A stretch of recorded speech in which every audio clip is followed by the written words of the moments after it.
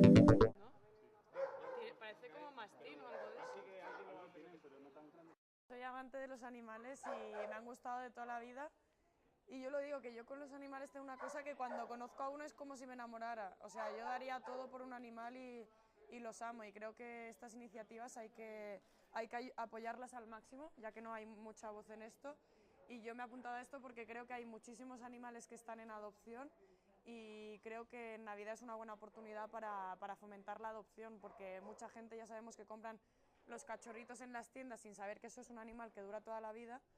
Y yo creo que es mejor adoptar y adoptar si eres consciente de que vas a tener el animal toda la vida y lo vas a cuidar bien. Y tengo un hermanito muy guapo también. Ven, ven, ven.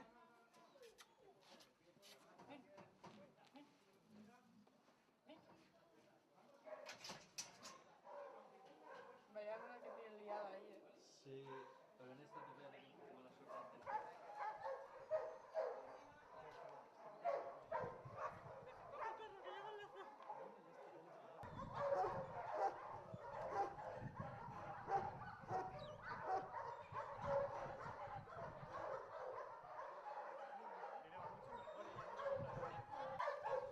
¡Martina! ¡Martina!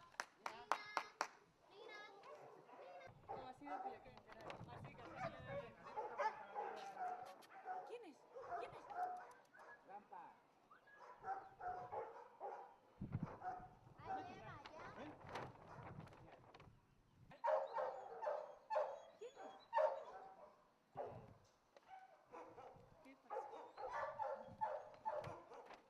Es que los pequeños me dan una gracia porque son unos torpes, les da igual todo. Si pisan, si no.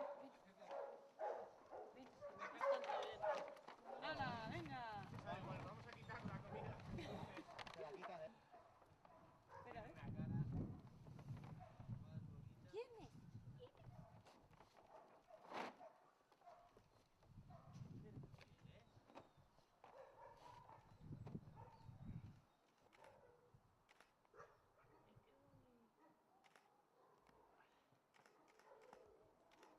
Vale,